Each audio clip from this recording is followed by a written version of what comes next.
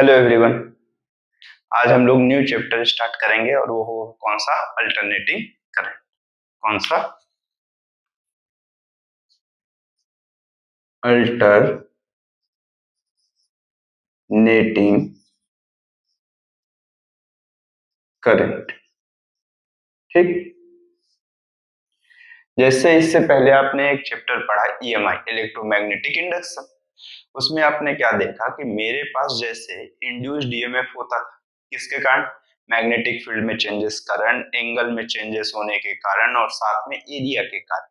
लेकिन अगर आप वहां पर देखो तो आप यही देखे थे, E is equal to minus D phi by O D T, और फ्लक्स की वैल्यू जो डिपेंड कर रही थी वो किस पे थी? बी और ए और किस पे? थीटा। इन तीन चीजों पे डिपेंड हो रहा था। टाइम के रिस्पेक्ट में जब मैग्नेटिक फील्ड में वेरिएशन हुआ या एरिया में या मेरे पास एंगल में, ये तीन में से किसी में वेरिएशन हुआ तो फ्लक्स में चेंजेस होना स्टार्ट हुआ। अगर टाइम के रिस्पेक्ट में फ्लक्स में चेंजेस हो रहा है तो इंड्यूस्ड ईएमएफ भी आना चाहिए। अगर कोई चीज बार बार अपने सर्कुलेशन को रिपीट करते हुए, कैसा, एक फिक्स टाइम के बाद बार बार अपने आप को रिपीट कर रहा है बट उसमें चेंजेस तो हो रहा है।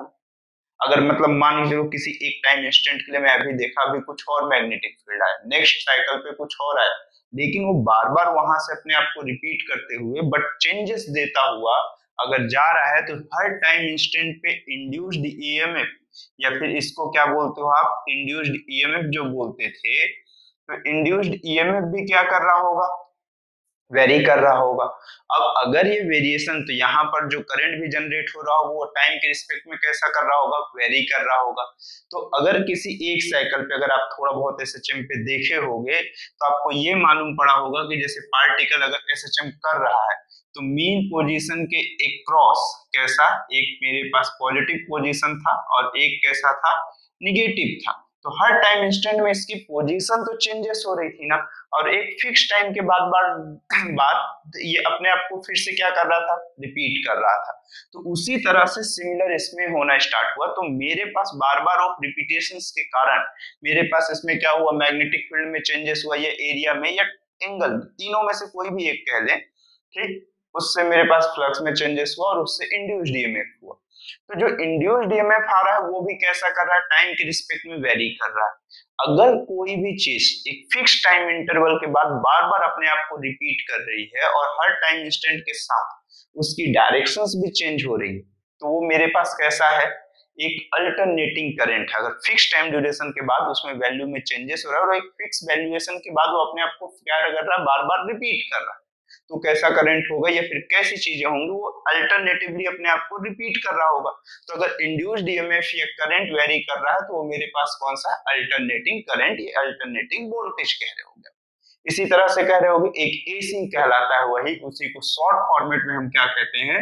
अल्टरनेटिंग करंट को ही क्या कहते हैं? एसी कहते हैं। ठीक। अब देखो, अगर मैं ये कहूं कि कई लोगों के मन में ऐसा आता है कि अच्छा ये तो थोड़ी हो सकता है कि ऑलवेज ये फिक्स टाइम के बाद रिपीट करे। जैसे वहां पर कई एग्जांपल आपने ईएमआई में देखा होगा कि एक फिक्स टाइम ड्यूरेशन में हमेशा रिपीट करे, ऐसा नहीं है। कुछ एग्जांपल ऐसे भी देखे होंगे कि धीरे धीरे ओसिलेट होते हुए एरिया इंक्रीज हो रही है, एक रेट से एरिया क्या हो रही होगी? इंक्रीज हो रही होगी। एरिया के इंक्रीज हो तो रही है लेकिन फिर क्या वो कितनी दूर तक जा रही है अभी हमें कोई आइडिया नहीं। ठीक। लेकिन जब हम किसमें, मोटर या में या सॉरी जनरेटर में देख रहे होते हैं एक अल्टरनेटिंग जनरेटर पे, तो उस पे क्या होता है? एक आर्मेचर ऑफ शाफ्ट होता है जो एक फिक्स टाइम के बाद बार बार अपने आप को रिपीट करता है और एक सर्कुलर पाथ में रोटेट करता हुआ आपको दिखता है। तो वो कैसा है? एक अल्टरनेटिंग कॉम्बिनेशंस को जनरेट करता है। एक फिक्स टाइम के बाद बार बार वैल्यूएशन वही आती है और वहां पे चेंजेस क्या हो रहा होता है? एंगल। मैग्नेटिक फील्ड भी मेरे पास, एक्सटर्नल मैग्नेटिक फील्ड भी मेरे पास फिक्स्ड होता है और आर्मेचर कॉइल की एरिया भी मेरे पास कैसी होती है? फिक्स्ड होती है। ठीक।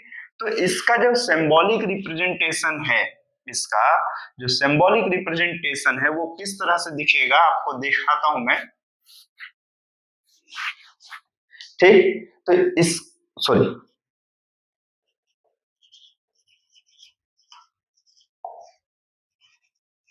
इसका जो सिंबॉलिक रिप्रेजेंटेशन होगा अल्टरनेटिंग का, ये इस तरह से होगा। अब अगर अल्टरनेटिंग करंट की जब आप इक्वेशन लिखोगे तो हर टाइम इंस्टेंट पे अगर ये वेरी कर रहा है तो आई इज इक्वल टू कितना होगा? I nought sine omega T plus कितना हो जाएगा, 5 हो जाएगा। सिमिलर अगर इंड्यूस्ड ईएमएफ या वोल्टेज के लिए भी आप लिखोगे तो E is equal to E not sine omega T plus कितना हो जाएगा, यहां से 5 हो जाएगा। ठीक, अब अल्टरनेटिंग करंट का मतलब होता क्या है कि मेरे पास इसका मतलब ये है कि जब टाइम के रिस्पेक्ट में अपने मैग्नीट्यूड के साथ साथ डायरेक्शन को भी क्या करे, चेंज करे। लेकिन हमेशा ऐसा फिक्स नहीं है कि मैग्नीट्यूड क्या करे, वेरी करे। कई बार मैग्नीट्यूड फिक्स होता है, बस सिर्फ और सिर्फ क्या चेंजेस हो रहा होता है, डायरेक्शन भी चेंजेस होता है। मैग्नीट्यूड अगर मैं ये कहूं कि एक अल्टरनेटिंग करंट क्या होता है, तो उसकी डेफिनेशंस के हिसाब से मेरे पास चेंजिंग ऑफ या कैसा होता है, change in direction with respect to time. अगर कोई करंट मेरे पास टाइम के रिस्पेक्ट में अपनी डायरेक्शंस को चेंज कर रहा है तो वो कैसा है, अल्टरनेटिंग करंट। तो ये दो तरह से दिख सकता है। जैसे अगर आप कभी इक्वेशंस लिखिए तो जैसे आपको अगर एसएचएम की इक्वेशन पता हो कि आप कुछ इस तरह से भी लिखते हो, ठीक, एक फिक्स टाइम है तो ये कितना हो गया, ये t/2 हो गया और ये कितना हो गया, t हो गया। इसकी जो मैक्सिमम वैल्यू होती है उसी को आप इसका क्या कहते हो, एम्पलीट्यूड कहते हो या ई नॉट कहते हो। ठीक, और ये मिनिमम वैल्यू देखो, टाइम के रिस्पेक्ट में मैग्नीट्यूड भी चेंजेस हो रहा होगा और क्या चेंजेस होगा, डायरेक्शन भी चेंजेस होगा। ये टाइम t हुआ। हो सकता है इसी तरह से मैं करंट के लिए भी देखूं तो करंट के लिए भी आएगा बट उसके मैक्सिमम वैल्यू आई नॉट हो जाएगी, ये चीज हो जाएगा। ठीक, ये उस कंडीशन के लिए साइन का ग्राफ दिख रहा है, तो ये मेरे पास किस चीज के लिए, जब ये ग्राफ मेरे पास कुछ इस तरह से देखने को मिल रहा हो, फाई की वैल्यू कितनी हो, 0।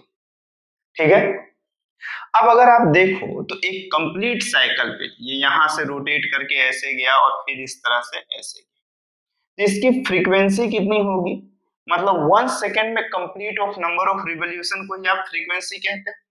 तो frequency is equal to 1 by कितना हुआ, 2 पाई बाय, या फिर सॉरी 2 पाई बाय ओमेगा हुआ, या F is equal to 1 by T हुआ। इसकी वैल्यू जब आप पुट करोगे तो 2 पाई बाय ओमेगा, तो मतलब ये कितना हो जाएगा मेरे पास, ओमेगा बाय 2 पाई, ये भी आपको देखने को मिलेगा। ये कैसा फ्रीक्वेंसी है जिसकी एसआई यूनिट आपको मालूम होती है कि ये कितना होता है मेरे पास फ्रीक्वेंसी के लिए, आपको ये फ्रीक्वेंसी की एसआई यूनिट जो मालूम है वो कौन सी है, पर सेकेंड। अब बात ये आती है कि अगर कोई साइकिल मतलब 1 रिवॉल्यूशन सेट, 1 मतलब 1 साइकिल जब कंप्लीट कर रहा तो कितने टाइम जीरो हो रहा हो। अगर मैं यहां से स्टार्ट किया और जब ये 1 रिवॉल्यूशन कवर किया तो ये कितने टाइम जीरो हुआ है, 1 टाइम ये एंड सेकेंड टाइम ऑफ ये, मतलब एक कंप्लीट ऑसिलेशन में ये कितने टाइम जीरो हुआ है, 2 टाइम्स हुआ है। तो मैं ये जानता हूं कि मेरे पास इन 1 कंप्लीट ऑसिलेशन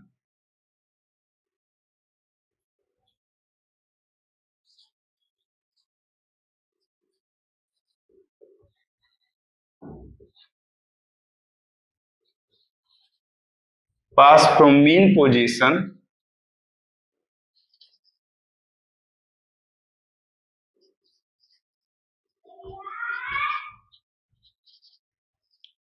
टू टाइम्स, मतलब एक कंप्लीट ऑसिलेशन में वो कहां से मीन पोजीशन से कितने टाइम्स पास करेगा, 2 टाइम्स पास कर रहा होगा। ठीक है, तो यहां तक हमें ये फ्रीक्वेंसी के फॉर्मेट के लिए देखने को मिला। ठीक, तो यहां तक आपको ठीक है, मैं बोर्ड वाइप करूं। अब जैसे इसके बाद अगर मैं देखता हूं, ठीक है, अभी हम लोग देखें कि जो फ्रीक्वेंसी है 1 अगर हर्ट्ज की फ्रीक्वेंसी है, मतलब अगर एक ऑसिलेशन कवर हो रहा है उसका, तो मतलब वो 1 सेकेंड में कितने बार, मतलब अगर 1 रिवॉल्यूशन में अगर 2 टाइम्स मीन पोजीशन से पास हो रहा है तो उसकी वैल्यू कितने टाइम जीरो हो रही है, 2 टाइम्स जीरो हो रही है। लेकिन उसी तरह से अगर मैं बात करूं कि इंडिया में जो हमारे पास होम अप्लायंस में जो फ्रीक्वेंसी आती है या जो अल्टरनेटिंग करंट होती है, आप अपने मोबाइल के डॉक्टर पे भी देख सकते हो, वहां पे जो फ्रीक्वेंसी लिखी होगी वो इस तरह से लिखी होगी, 50 हर्ट्ज और 60 हर्ट्ज दोनों के लिए लिखा होगा। बट इंडिया पे जो फ्रीक्वेंसी जाती है वो कितने हर्ट्ज की होती है, 50 हर्ट्ज की होती है। ठीक, फ्रीक्वेंसी का एसआई यूनिट हमने ये तो लिख दिया कि हमारे पास फ्रीक्वेंसी के लिए जो एसआई यूनिट है वो कितना है हमारे पास, पर सेकेंड, और इसी को हम क्या बोलते हैं, हर्ट्स भी बोलते हैं। सिंबॉलिक रिप्रेजेंटेशन क्या होता है, एच जेड होता है। ठीक है, अब ये एच जेड के फॉर्मेट में है, इस तरह से होगा। अब इंडिया पे जो आ रहा है वो कितने हर्ट्स का है, 50 हर्ट्स का, मतलब एक सेकेंड में कितने ऑसिलेशन कवर हो रहे हैं, 50 ऑसिलेशन। तो मेरे पास पास फ्रॉम कहां से, मीन पोजीशन से कितने टाइम्स होगा, 50 का 2 टाइम्स हो जाएगा। अगर मैं ये लिखा, if frequency are 50 hertz then pass from mean position is 2 times। तो मतलब कितना हो जाएगा, मतलब 100 टाइम्स। कितने टाइम्स, फ्रीक्वेंसी का 2 टाइम्स मतलब 100 टाइम्स। कितने टाइम्स जाएगा, 100 बार, मतलब कहां से, मेरे पास मीन पोजीशन से पास करेगा। 50 का 2 टाइम्स कितना हो जाएगा, 100 टाइम्स हो जाएगा, मतलब 100 बार वो क्या करेगा, मीन पोजीशन से ऐसे ओसिलेट करते चला जाएगा।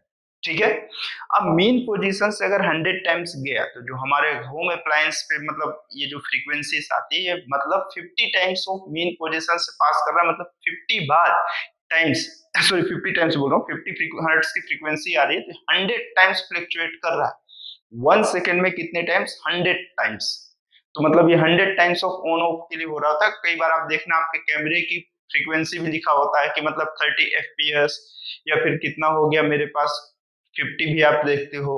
ठीक है, तो सब एक ही चीज को रिप्रेजेंट करता है कि मतलब एक सेकंड में नंबर ऑफ क्लिप्स इतनी सारी ये निकालेगा।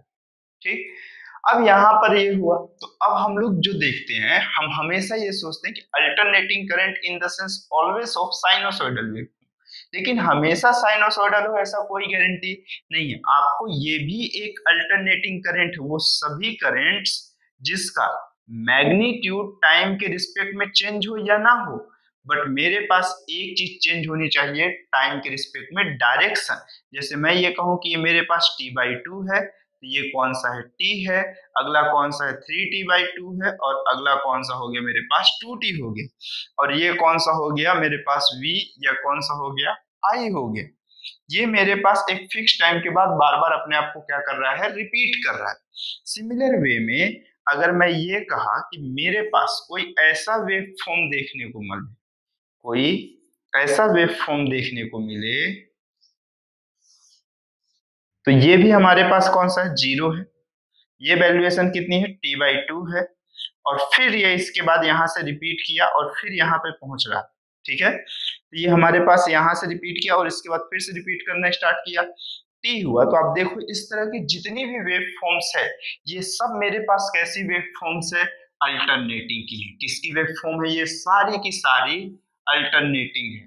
ठीक, ये टाइम है, और ये कौन सा, v और i में से कोई सा भी चीज हो सकता है। जो इसकी पीक वैल्यू होगी वही उसका एम्पलीट्यूड या कौन सा वैल्यूएशन होगा, मैक्सिमम वैल्यू होती चली जाएगी। ठीक है, v नॉट आई नॉट इस साइड से, ये सब अल्टरनेटिंग करंट के टाइप के।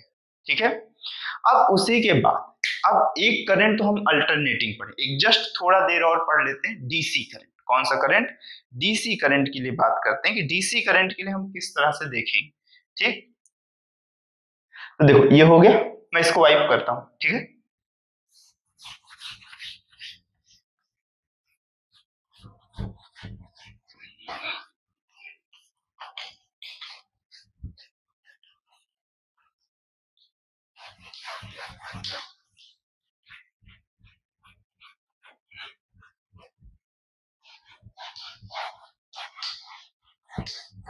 देखो उसके बाद डीसी करंट की बात करते हैं। तो डीसी करंट क्या होता है, क्योंकि अगर अल्टरनेटिंग देख लो तो डीसी भी देख लो। डीसी करंट या डीसी करंट या मतलब डायरेक्ट करंट, डीसी का मतलब क्या होता है, डायरेक्ट करंट। ठीक है, इसमें क्या होगा, does not change of direction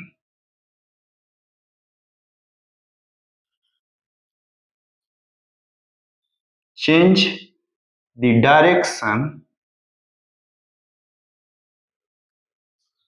with respect to time। Direction always भी कैसा रहेगा, फिक्स रहेगा। मैग्नीट्यूड वेरी और नहीं भी कर सकता। दो तरह का डीसी एक देखने को मिलेगा, मतलब कौन सा डीसी, फिक्स डीसी, और कौन सा DC, variable DC. Fix DC direction तो फिक्स ही फिक्स होगा, डायरेक्शन तो चाहे जो हो जाए। अल्टरनेटिंग करंट और डीसी करंट में मेजर डिफरेंस यही है कि डायरेक्शन ऑलवेज भी कैसा होता है, अल्टरनेटिंग में चेंज होते रहता है टाइम के रिस्पेक्ट में, बट इसमें नहीं होगा। अब दो तरह का मिलेगा, एक वेरिएबल डीसी और एक कौन सा DC, fixed DC. Fixed DC में हमारे पास किस चीज की बात करते हैं, इसमें मैग्नीट्यूड भी क्या रहेगा, ऑलवेज फिक्स्ड रहेगा। मैग्नीट्यूड कैसा रहेगा, फिक्स्ड रहेगा। और इसमें क्या होगा, मैग्नीट्यूड क्या करेगा, वेरी करेगा। मैग्नीट्यूड या वैल्यू कहो आप, वैल्यू वेरीज। जैसे अगर इस पे देखोगे तो ये टी, और ये किसके लिए ग्राफ हो जाए, ई या वी, या फिर क्या चीज के लिए कहो, आई के लिए, ये ऑलवेज भी कैसा देखने को मिलेगा, एक स्ट्रेट लाइन के फॉर्मेट में। इस पे कैसा देखने को मिलेगा, दुनिया भर का चीज देखने को मिल सकता है, ऐसा भी मिल सकता, कोई दिक्कत की बात नहीं है। ठीक, हो सकता है कि मेरे पास और एक तरह का मिल जाए, इस तरह का भी देखने को मिले, ऐसा हो सकता है, एक और तरह का देखने को मिले। अच्छा, ये हो गया इस तरह का, हो सकता है ऐसा भी देखने को मिले। ये सब डीसी की एग्जांपल्स है, ठीक है। अब यहां तक तो हो गया, अब देख लो एक बार अच्छे से, फिर उसके बाद मैं इसको रफ करता हूं।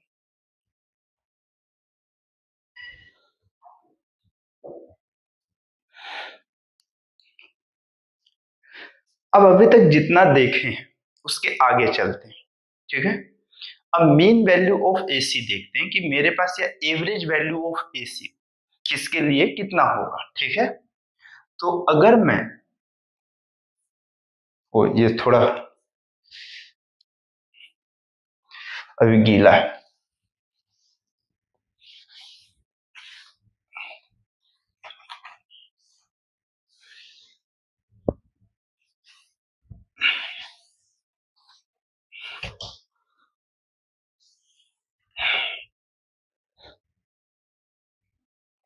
अगर अब मैं बात करूं मीन या एवरेज वैल्यू की, किसकी बात कर रहा हूं,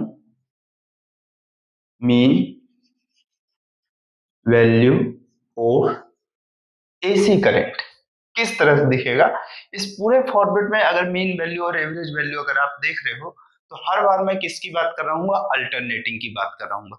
मैं थोड़ा डीसी वाले फॉर्मेट जैसे स्क्वायर, ट्रायंगल, उसके एवरेज वैल्यू की बात मैं नहीं कर रहा हूँ, क्योंकि आप डायरेक्टली एरिया निकाल के वो सब का आप देखे हुए उसकी एरिया आप फाइंड करो, तुरंत आपके पास आंसर आएगा।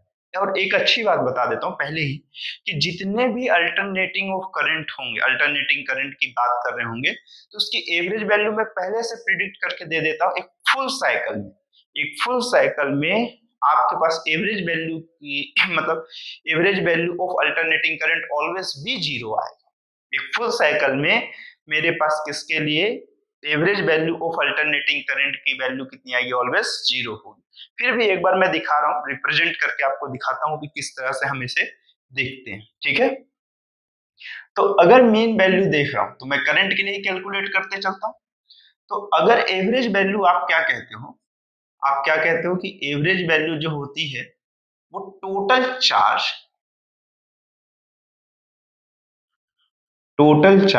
अपॉन क्या लिखते हो, टोटल टाइम लिखते हो, यही लिखते हो आप, ठीक। इसमें टोटल चार्ज की वैल्यू कितनी होती है, अब आपको टोटल चार्ज तो नहीं मालूम, हर टाइम इंस्टेंट पे वेरी कर रहा होगा, क्योंकि मैग्नीट्यूड की वैल्यू हर बार चेंज हो रही है। तो integration of D Q by of कौन सा हुआ, इंटीग्रेशन ऑफ डी क्यू। अब समस्या ये है कि आपके पास डी क्यू की वैल्यू अभी नहीं है। क्वेश्चन में आपके पास जो वैल्यू है, अगर करंट की एक इंस्टेंट की जो वैल्यू, करंट की वैल्यू है, I is equal to I nought sine omega T, यही है। इसकी वैल्यू को मैं यहां पर कैसे पुट करूं, आपको ये बात मालूम है, ये जो करंट कहलाता है ये इंस्टेंट करंट कहलाता है। कौन सा करंट कहलाता है? किसी टाइम इंस्टेंट के लिए है तो एक इंस्टेंटेनियस वैल्यू कहला रही होगी या इंस्टेंट करंट हो। ठीक है। आई नोट क्या चीज है मेरे पास? इसका एम्पलीट्यूड कहलाता है या इसी की कौन सी वैल्यू कहलाती है? मैक्सिमम वैल्यू कहलाती है। ठीक।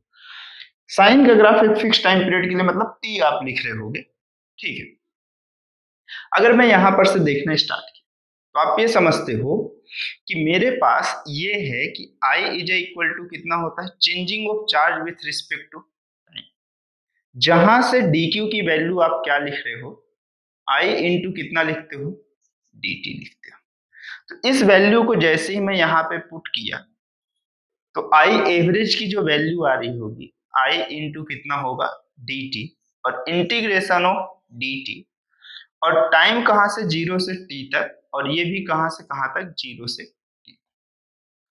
अब जैसे मैं इसकी वैल्यू को यहाँ पे रखा कि ये 0 से t तक है और करंट की वैल्यू I की किसी इंस्टेंट पे कितनी है मेरे पास? I not sine omega t into कितना हुआ? dt। डिनोमिनेटर में कितना हो गया ये मेरे पास? 0 से t तक और इंटू कितना हो गया आपके पास? dt। कांस्टेंट का डिफरेंस, सॉरी कांस्टेंट का इंटीग्रेशन जिस फंक्शन के रिस्पेक्ट में कर रहे होते हैं वही फंक्शन आ जाता है। ठीक। तो जैसे मैं यहाँ पर इसके एवरेज वैल्यू को इंटीग्रेट करना स्टार्ट किया, आई नोट तो कांस्टेंट है, मैक्सिमम वैल्यू कहीं वेरी नहीं हो रही होती है पूरे एक ओसिलेशन पे, तो आई नोट मेरे पास यही रहेगा। साइन का इंटीग्रेशन आप कितना लिखोगे? माइनस का कॉस ओमेगा टी और टी के रिस्पेक्ट में हो रहा होगा omega behave like of constant, तो ये ओमेगा इधर आएगा। Lower limit 0 upper limit of T और तो और यहाँ पर इंटीग्रेशन टी होगा और टी का इंटीग्रेशन पे अपर लिमिट कितना हो जाएगा? T, lower limit 0। यही चीज आपको देखने को मिलेगी। ठीक। इसके बाद जैसे ही आइए एवरेज आप देखोगे नेक्स्ट में, ये कितना हो जाएगा? आई नॉट, ओमेगा कांस्टेंट है बाहर और ये टी। ठीक। अब इसके बाद आप देखो तो आपको ये दिखेगा upper limit minus lower limit, तो माइनस कॉस ओमेगा टी है और ये 0 से लेके टी तक आपको दिख रहा है। आपको मालूम है टाइम पीरियड की जो वैल्यू होती है वो कितनी होती है? 2 पाई बाय ओमेगा। तो एक एवरेज वैल्यू कितनी होगी? आई नॉट ओमेगा, टी की वैल्यू 2 पाई बाय ऑफ कौन सा हुआ? ओमेगा, और ये माइनस का कॉस ओमेगा, टी की value 2 pi by of omega के इक्वल है। तो अपर लिमिट में 2 pi by omega minus minus plus, पहले अपर लिमिट पुट करोगे फिर लोअर लिमिट पुट करोगे। ठीक। तो ये मेरे पास कितना हो जाएगा? कॉस 0। ठीक, यही होगा। ठीक। ओमेगा से ओमेगा कैसा हो गया? कैंसिल आउट हो गया। आप देखो ओमेगा से ओमेगा इधर भी कैंसिल आउट हो गया। आई एवरेज की वैल्यू कितनी होगी? आप यहां से देख सकते हो कि आई नॉट बाई कितना है मेरे पास? 2 पाई है। अगले स्टेप पे देखो, ये माइनस का कॉस 2 पाई हुआ और ये प्लस कौन सा हुआ? कॉस 0। ठीक। तो कॉस 2 पाई की जो वैल्यू होती वो आपके पास कितनी होती? cos 2 पाई की वैल्यू जो होती है वो कितनी होती है? 360 डिग्री पे 1 हो जाएगा, प्लस का 1 और फिर से 2 पाई और 0 सेम पोजीशन पे लाई करता है। ये दोनों एक दूसरे को क्या कर लेंगे? कैंसिल, और एक फाइनल वैल्यू, एक एवरेज वैल्यू कितनी हो जाएगी? 0। कितनी हो जाएगी? 0 हो जाएगी। हालांकि ये जो वैल्यूएशन है एवरेज करंट, ये हम किसके लिए निकाल रहे हैं? यहाँ पर मुझे ये लिखना पड़ेगा ये किसके लिए है? Full cycle. कौन से साइकिल के लिए है? फुल साइकिल के लिए, एक कंप्लीट ऑफ ऑसिलेशन के लिए बात कर रहे हैं। तो मैं कहा भी था कि in complete of oscillation, in one oscillation average value, in one complete oscillation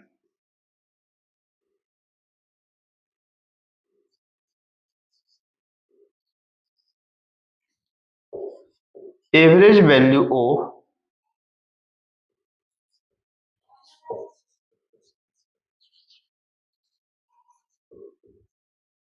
alternating current is always कितना होगा? 0 होगा। यही चीज हम लिखते थे। ठीक।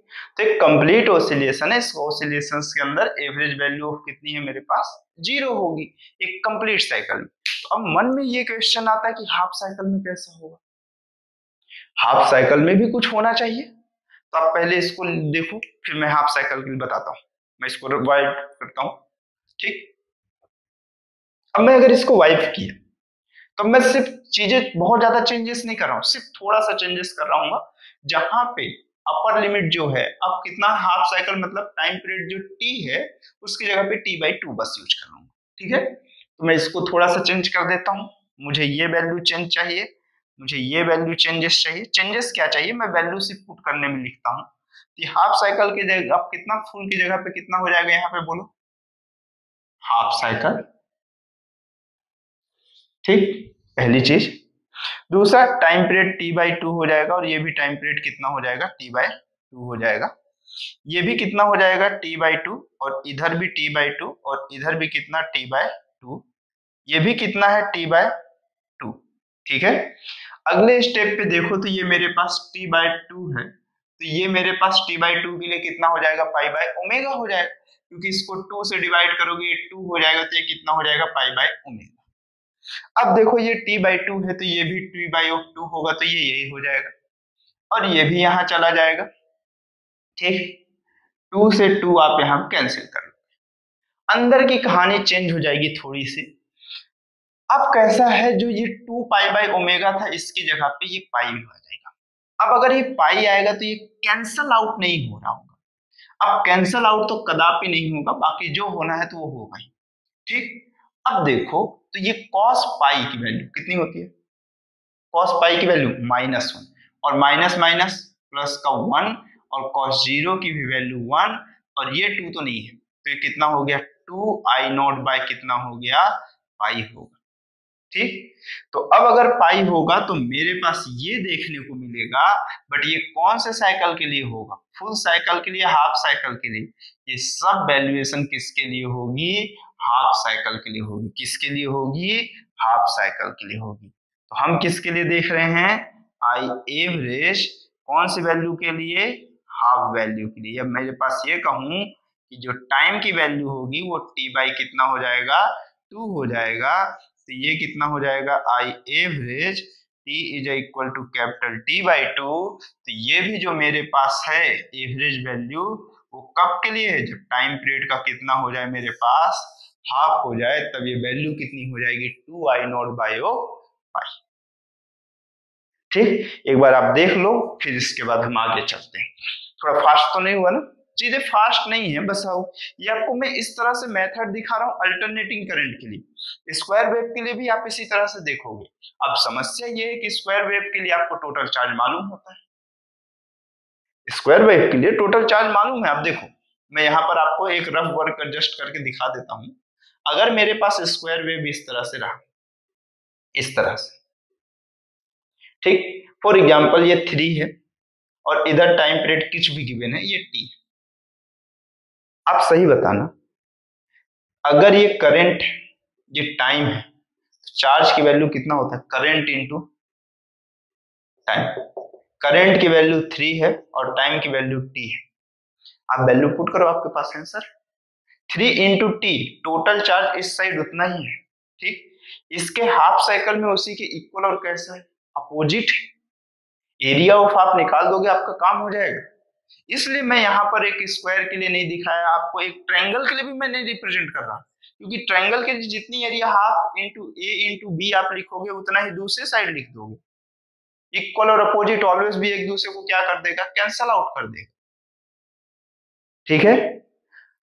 अब मन में ये क्वेश्चन आता है, अच्छा ठीक है, यहाँ तक तो जो भी हम डिस्कशन किए, मैंने एक डिस्कशन किया कि फुल साइकिल्स पे हमारे पास जो वैल्यू है अल्टरनेटिंग करंट की, एक फुल साइकिल में वैल्यू कितनी आ जा रही है, 0 आ जा रही है। बहुत सही डिस्कशन हमने किया, बहुत अच्छे से देखा, है ना। अब समझने की बात तो यहाँ तक तो थी कि एक फुल साइकिल में इतना हो गया, लेकिन थोड़ा सा अगर मैं और सोचूं कि जो हमारे घर के बाहर इलेक्ट्रिक मीटर होता है, इलेक्ट्रिसिटी बिल आता है भाई, अगर अल्टरनेटिंग करंट वो दे रहा है, एक फुल साइकिल में एवरेज करंट की वैल्यू 0 हो गई, वो एक इंस्टेंट का तो बिल नहीं निकाल के देता, वो पूरे का पूरा कितना मंथ का एक बिल निकाल के देता है। हाँ सर, फॉलो ऑफ यूनिट आपने कंजप्शन किया, आप बिल आके पे कर देना, या गूगल पे जीपे पे जाके या फोन पे कहीं पर भी आप जाके पे करना। लेकिन आप थोड़ा सोचो, अगर ये होता कि कंप्लीट साइकिल के लिए हो रहा होता तो वो तो मेरे पास बिजली बिल जीरो आता। जैसे अगर मैं ये कहा कि मेरे पास फुल साइकिल में जीरो देखे ना, तो उस हिसाब से तो मेरे पास एक कंप्लीट साइकिल में जीरो आना था, मुझे कोई बिजली बिल ही नहीं देना था। उस हिसाब से तो जो आपकी वीडियो रिकॉर्ड हो रही है उसके भी इलेक्ट्रिसिटी बिल मुझे देने पड़ेंगे, वो सब तो मुझे देना ही नहीं पड़ता। फ्री ऑफ कॉस्ट चल रहा होता, आप लैपटॉप अपने घर में यूज करोगे, कुछ भी यूज करोगे, वो सब फ्री ऑफ कॉस्ट हो गया होता। अब कोई बोलेंगे सर पावर तो भाई एवरेज पावर ऑफ तुम काउंट कर रहे होगे तो उसकी एवरेज वैल्यू ही तो काउंटिंग कर रहे हो, वो तो जीरो ही हो रहा होगा। फिर वही तो एक समस्या की बात है कि तब कितना होगा। तो उसके लिए अभी हम देखते हैं, ठीक है। एक्चुअल में तब की कंडीशन पे हम एवरेज पावर नहीं, कौन सी पावर का यूज कर रहे होते हैं, डी सॉरी उस टाइम पावर बोल रहा हूं, उस टाइम हम एवरेज करंट की बात नहीं कर रहे होते, हम डीसी करंट की बात कर रहे होते हैं, या आरएमएस वैल्यू। अल्टरनेटिंग करंट का जो डीसी इक्विवेलेंट वैल्यू होता है उसे ही हम कौन सा वैल्यू बोलते हैं, आरएमएस वैल्यू। अगर आप देखे होगे कि गैल्वेनोमीटर, हॉट वायर गैल्वेनोमीटर आप पढ़े होगे, मैं इसको वाइप भी करते चलता हूँ, है ना। हॉट वायर गैल्वेनोमीटर में हीटिंग इफेक्ट के कारण ही तो आप करंट इलेक्ट्रिसिटी पे देखे होगे, वो करंट मेजरमेंट करता है। ठीक, तो देखो आरएमएस वैल्यू क्या होती है अब समझना, ठीक है।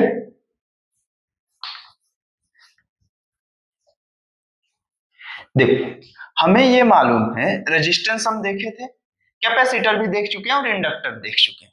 आपको ये मालूम है कि वोल्टेज ऑफ मेरे पास स्टोर करता है कौन सा, कैपेसिटर। इंडक्टर के अंदर मैग्नेटिक फील्ड में वेरिएशन होता है, वो इंड्यूस्ड ईएमएफ का अपोज कर रहा होगा, उसमें करंट स्लो होगा, और एक मेरे पास कैसा होगा, एक में वोल्टेज होगा, वो छोड़ो।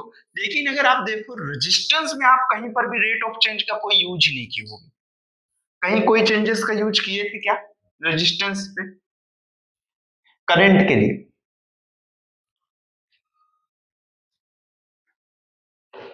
सोचो, ओम्स लॉ जब पढ़े होगे तो रेजिस्टेंस के लिए आप यूज किए होगे V is equal to I into R, ठीक, यही देखे होगे, V is equal to I into R देखे। अब देखो डीसी करंट में मैग्नीट्यूड नहीं चेंज हो रहा था, मतलब डीसी करंट की एवरेज वैल्यू कभी भी जीरो नहीं आएगी, हम ये तो समझ चुके थे कि डीसी करंट की एवरेज वैल्यू जीरो नहीं होगी, क्योंकि वो कभी नीचे आ ही नहीं रहा है, उसका पूरा का पूरा मैग्नीट्यूड मेरे पास या पूरा का पूरा वैल्यूएशन एक ही साइड है, अप साइड है तो अप साइड, डाउन साइड है तो डाउन साइड, वो दो साइड का गेम नहीं खेल रहा है। अगर वो दो साइड में नहीं पड़ रहा है तो वहां पर एक चीज इंपॉर्टेंट थी हमारे पास कि अगर मैं उसमें कोई इंस्ट्रूमेंट लगाऊं तो मेरे पास एवरेज वैल्यू नहीं देगा। अच्छा ठीक है, वो भी छोड़ते हैं।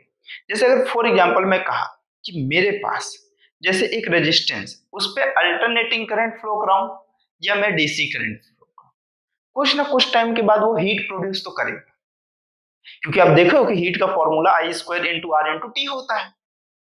अगर कुछ ना कुछ हीट प्रोड्यूस कर रहा है तो मैं ये कह रहा हूं कि मेरे पास अल्टरनेटिंग करंट, मैं क्या किया, एक साइड सर्किट का कॉम्बिनेशन लिया, आरएमएस वैल्यू अब मैं देख रहा हूं कौन सा, आरएमएस वैल्यू की बात कर रहा हूं, या कौन सी, रूट मीन स्क्वायर वैल्यू, ठीक है, आरएमएस वैल्यू की बात कर रहा हूं, ठीक। अब अगर मैं क्या किया कि एक रेजिस्टेंस लिया, फिक्स्ड वैल्यू का रेजिस्टेंस लिया, वो जितनी हीट प्रोड्यूस कर, मान के चलो उसमें एक्स वाई जेड अमाउंट का कोई अल्टरनेटिंग करंट फ्लो करा, मतलब मैं ये कह रहा हूं कि एक 5 ओम का रेजिस्टेंस या कोई भी रेजिस्टेंस में लिया, आर वैल्यूएशन, इसमें मैं एक अल्टरनेटिंग करंट फ्लो करवाया, AC current. AC current flow करवाने पे ये कुछ ना कुछ हीट प्रोड्यूस कर रहा होगा, आई स्क्वायर इंटू आर से, टी टाइम तक के लिए ही करवाया। उतने ही टाइम तक के लिए मैं दूसरा सर्किट लिया, उस पे भी मैं क्या करंट फ्लो कराया, करंट फ्लो कराया, बट अब कौन सा करंट फ्लो कराया, डीसी करंट। कौन सा करंट, डीसी करंट, और टी टाइम तक के लिए फ्लो कराया। तो जितना जो ये जो हीट प्रोड्यूस करेगा और ये डीसी का वो वैल्यू जो उतने ही टाइम के लिए उतने ही रेजिस्टेंस पे उतनी हीट प्रोड्यूस कर रहा होगा, वो एसी का कौन सा अमाउंट कहलाएगा? डीसी अमाउंट कहलाएगा। कौन सा कहलाएगा? DC amount. अल्टरनेटिंग करंट का वो अमाउंट, सॉरी डायरेक्ट करंट का वो अमाउंट, डायरेक्ट करंट का वो अमाउंट जो सेम ऑफ हीट प्रोड्यूस कर रहा होगा अल्टरनेटिंग के इक्वल, वो क्या कहलाएगा? एसी का इक्विवेलेंट ऑफ कौन सा कहलाएगा? डीसी करंट कहलाएगा। एसी का इक्विवेलेंट ऑफ डीसी करंट कहलाएगा, या डीसी कहलाएगा एसी के इक्विवेलेंट। बात दोनों के लिए एक ही है। तो मतलब मैं ये कहा कि हीट प्रोड्यूस बाय ओ कौन सा? AC circuit is equal to heat produce by O, पहले साइड कौन सा लिख लेता हूं? डीसी, और ये एसी के कैसा हो? इक्वल हो। डीसी अगर फिक्स है तो मैं इसे लिख सकता हूं कि आई स्क्वायर इंटू आर। अब हर टाइम इंस्टेंट पे अगर एक्चुअल में हीट चेंज हो रही होगी तो integration of P dot of कौन सा हो जा रहा होगा? डीटी हो रहा। ठीक, एक कंप्लीट ऑसिलेशन की बात कर रहे होंगे तो ये मेरे पास जीरो से लेके कहां तक जा रहा होगा? टी तक। सिमिलर वे में अगर मैं इसके लिए बात किया तो ये मेरे पास पी एसी हो जाएगा, और ये कौन सा था? डीसी था, और इनटू कितना हो जाएगा? ये मेरे पास डीटी हो जाएगा। अब ये भी एक फिक्स टाइम ड्यूरेशन के लिए, बट आपको मालूम पड़ेगा यहां से कि मेरे पास पावर ऑफ अक्रॉस कितना होगा? आई स्क्वायर, कौन सा? ये आर हो जाएगा इंटू डी टी हो जाएगा इज इक्वल टू, अगले स्टेप पे ये कहां से होगा? आई ए सी के लिए कितना हो जाएगा? आई स्क्वायर, बट यहाँ पे करंट जो होगा वो टाइम का फंक्शन होगा क्योंकि करंट वेरी कर रहा होगा, इंटू ऑफ आर इंटू कितना हो गया है? डी टी हो गया। अगर आप देखो तो यहाँ से आई स्क्वायर आर दोनों कांस्टेंट हो तो कितना हो जाएगा? आई स्क्वायर आर इंटीग्रेशन ऑफ कहां से कहां तक के लिए हो रहा होगा? जीरो से टी तक के लिए।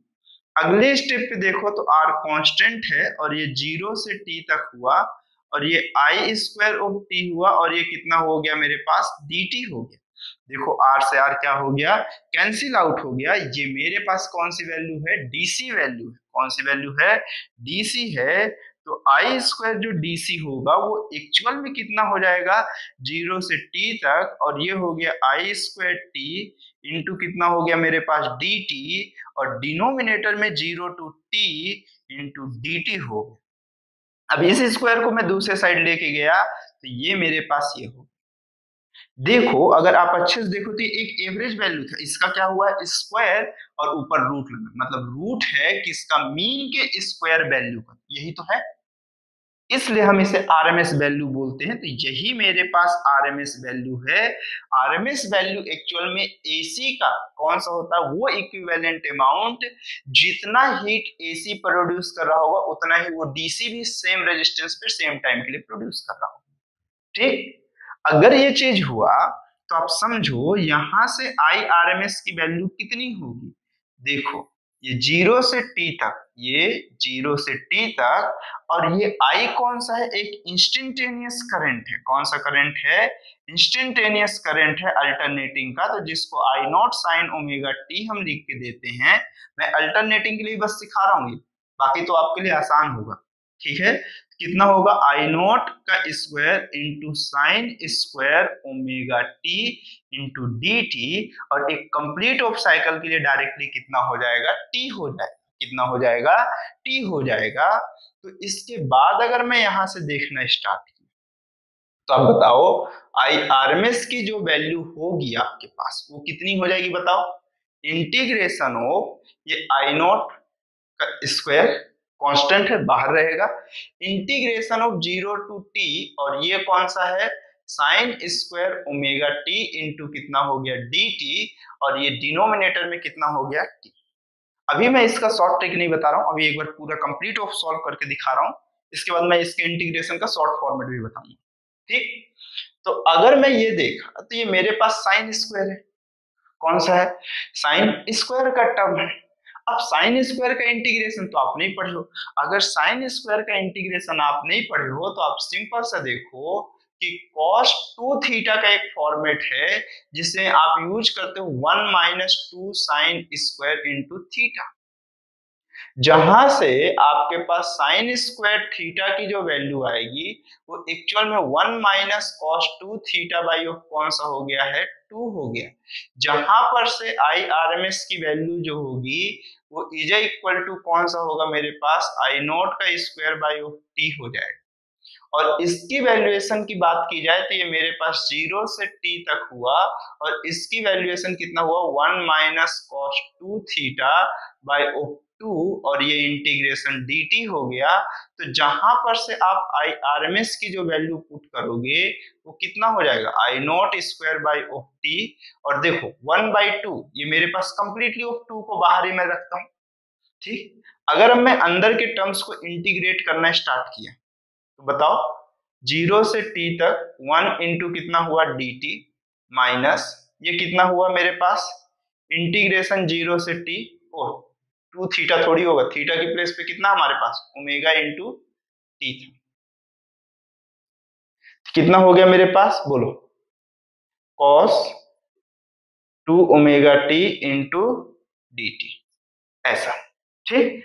अगले स्टेप पे मेरे पास ये कितना होगा, आई आर एम एस की जो वैल्यू होगी वो कितनी हो जाएगी, आई नोट बाहर आ जाएगा, इंटीग्रेशन हो मेरे पास ये कितना होगा बताओ, 1 से t तक के लिए जब कर रहे होगे तो ये मेरे पास कितना हो जाएगा बोलो, t ही होगा, और upper limit minus lower limit भी कितना होगा, t आएगा, माइनस कॉस का इंटीग्रेशन आपके पास कितना आ जाएगा बोलो, sine 2 omega T, 2 omega T, और डिनोमिनेटर में कितना हो जाएगा ये 2 ओमेगा हो जाएगा, ठीक। टी के रिस्पेक्ट में हो रहा है, जो कांस्टेंट इंटीग्रेशन में कहां पे आ जाएगा, डिनोमिनेटर पे, और ये लिमिट कहां से कहां तक, 0 से t तक, और t की वैल्यू आपको मालूम है 2 पाई बाय ओमेगा, ये कंप्लीट टर्म ऑफ ऐसा, ठीक। अब जैसे ही अगर आप इसमें आई आर एम एस की वैल्यू देखोगे कितना हुआ मेरे पास, आई नॉट, बस वैल्यू पुट करना स्टार्ट कर रहा हूं मैं, ये t की वैल्यू कितना हो गया 2 पाई बाय ओमेगा, ठीक। ओ सॉरी, डिनोमिनेटर का t मैं यहां छोड़ दिया ना, होल ऑफ डिनोमिनेटर में 2t, ये भी कितना है 2t। अब देखो यहां पर वैल्यू पुट करो तो 1/2 ओमेगा तो रहेगा ही रहेगा, ठीक। अब upper limit minus lower limit आप करोगे तो साइन 2 ओमेगा और t की value 2 pi by of omega minus कितना हो गया ये मेरे पास साइन 0, ये हुआ ये ऐसा, साइन 0 की वैल्यू 0, आप देखो साइन 4 पाई की वैल्यू 0, तो ये सब वैल्यू आपस में कैंसिल आउट हो जाएंगे और t की भी वैल्यू मैं पुट कर देता हूं 2 पाई बाय ओमेगा। अब देखो तो ये कंप्लीट ऑफ जो साइकिल्स पे है आपके, मैं इसको दिखाता हूं आपको, ठीक है, सॉरी,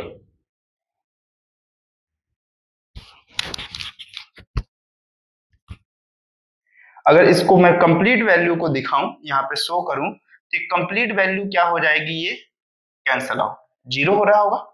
अगर ये 0 हो रहा होगा तो आप बताओ आई आर एम एस की जो वैल्यू होगी वो कितनी हो जाएगी, स्क्वायर रूट हो कितना हो जाएगा, आई नोट 2 पाई बाय ओमेगा, अगले स्टेप पे कितना हो जाएगा ओमेगा अपॉन कौन सा हुआ 4 पाई, पाई से पाई कैंसिल आउट हो जाएगा, ओमेगा से ओमेगा कैंसिल आउट हो जाएगा, ये 2 हो जाएगा।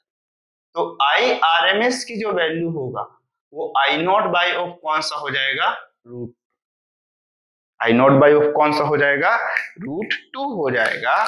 अगर इसी तरह से आप देखो ये वी आर एम एस के लिए, इसी तरह से चाहे आप ई आर एम एस के लिए देखो, ये हमेशा कितना होगा ई नॉट बाई ओ रूट 2, मतलब मेरे पास जो एसी का डीसी इक्विवेलेंट होगा वो उसकी मैक्सिमम वैल्यू का 1/√2 टाइम्स होगा, मतलब मैं इसे कितना कह सकता हूँ 0.707 आई नॉट, और इसे कितना कह सकता हूँ 0.707 ई नॉट कह सकता हूँ, मतलब जो E R M S value होगी उसके मैक्सिमम वैल्यू का कितना परसेंट होगा, 70.7%, 70.7% ऑफ ई नॉट, और इसी तरह से जो आई आर एम एस आएगा वो कितना होगा, 100 से मल्टीप्लाई कर दो, बस हो गया, आपके पास आंसर आ जाएगा वो आई नॉट। चाहे आप इसके लिए देखो चाहे इस फॉर्मेट से देखो, आपके पास आंसर ऑलवेज भी कैसा है, करेक्ट।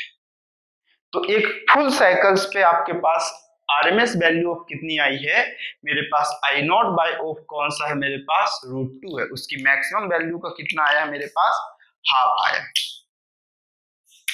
सॉरी हाफ नहीं, 1/√2 टाइम्स। ठीक है, ठीक है, आई होप यहां तक समझा होगा। तो अब कितनों के मन में आ रहा है कि हाफ साइकिल के लिए लेंगे तो आंसर चेंज हो जाएगा, किसी के मन में ऐसा कि हाफ साइकिल के लिए सर वैल्यू चेंज हो जाएगी, सोचो, कुछ नहीं करो, अगर बहुत ज्यादा मन है हाफ साइकिल के लिए भी सेम होगा, डीसी चाहे हाफ हो या चाहे फुल हो, एवरेज वैल्यू ऑलवेज भी है, डीसी के लिए कैसा है, सेम है। देखो 0 से t/2 करो, 0 से t/2 करो, 0 से t/2 करो, 0 से t/2 करो, मेरे पास ये वैल्यू जैसे ही t/2 होगा तो ये कितना हो जाएगा, π/ω, sin 2π की वैल्यू फिर भी 0 होगी, ये वैल्यूएशन भी मेरे पास यही आएगा, करके देख लो, ये t/2 हो जाएगा तो ये 2t की जगह पे t हो जाएगा, करके देखो, नहीं t नहीं होगा, बस उतना ही होगा, हाँ टी ही होगा, सॉरी, करके देखो एक बार, ये मैं करके दिखाऊं, मैं दिखाता हूं, ये फुल साइकिल के लिए है। अगर मैं ये बोला कि एक हाफ साइकिल के लिए देखना स्टार्ट किया, किसके लिए, इसके बाद एक जस्ट लिखता हूं मैं फॉर हाफ साइकिल, तो डीसी चाहे हाफ साइकिल के लिए हो चाहे फुल साइकिल के लिए ऑलवेज भी कैसा आएगा, सेम आएगा। मैं आपको सिर्फ चेंजेस करके दिखाता हूं, ब्लू कलर में मैं चेंजेस को लिखते जाता हूं, t/2 t/2, ठीक, यहां पर भी t/2, यहां पर भी t/2, ये भी t/2 और ये भी t/2, ये भी t/2 और ये भी कितना t/2, ठीक है। अगले स्टेप पे देखो तो ये भी t/2 हुआ और ये मेरे पास t/2 होगा तो ये न्यूमरेटर से मतलब डिनोमिनेटर से न्यूमरेटर में चला जाएगा और ये भी 2 हुआ, ये भी कितना हुआ, t/2 हुआ। अब देखो यहाँ पर से ये 2 हट जाएगा क्योंकि ये इधर बाहर आएगा तो कैंसल आउट हो जाएगा, ये वैल्यू ऑफ t/2 और ये value t/2, upper limit minus lower limit t/2 और ये मेरे पास यहाँ पर नहीं रहेगा, 2 एलिमिनेट हो चुका ना, पहले ही एलिमिनेट कर दिए। अब देखो यहाँ पर जैसे ये t/2 लिखोगे तो ये कितना हो जाएगा, π/ω हो जाएगा, आपको ये देखने को मिलेगा π/ω, आप यहाँ पर वैल्यू पुट करोगे तो ये 2 नहीं देखने को मिलेगा, बोलो sin 4π की वैल्यू 0 हो रही थी तो sin 2π की भी तो 0 ही होगी भाई, अभी भी ये 0 ही रहेगा और यहाँ पर कितना हो जाएगा, सिर्फ t यूज होगा तो ये टर्म नहीं रहेगा। अब देखो तो आपके पास ये 2 जब कभी था ही नहीं एग्जिस्टेंस पे, ये 4 हो ही नहीं पाएगा तो ये कितना रहेगा, 2 रहेगा, तब भी आंसर वही आ रहा है, देखो। तो यहां पर आप नोट डाल के लिख लेना, लास्ट स्टेप पे आप ये लिखे, इसके बाद मैं इधर लिख देता हूं नोट में कि IRMS किसके लिए, T is equal to capital T के लिए इज इक्वल टू होगा IRMS T is equal to capital T/2 के लिए, दोनों के लिए कैसा होगा, सेम होगा, ठीक। तो मतलब अगर चाहे आप हाफ साइकिल के लिए कैलकुलेट कर लीजिए या चाहे फुल साइकिल के लिए कैलकुलेट कर लीजिए, आपके पास कौन सी वैल्यू, आरएमएस वैल्यू दोनों के लिए कैसी होगी, सेम होगी, डीसी के जैसा, सॉरी एसी के जैसा नहीं होगा कि हाफ साइकिल के लिए 2v/π मिल जाए और फुल साइकिल के लिए कुछ और मिले, ठीक है। चलो यहां तक आप देख चुके, एक बार अच्छे से देख लो,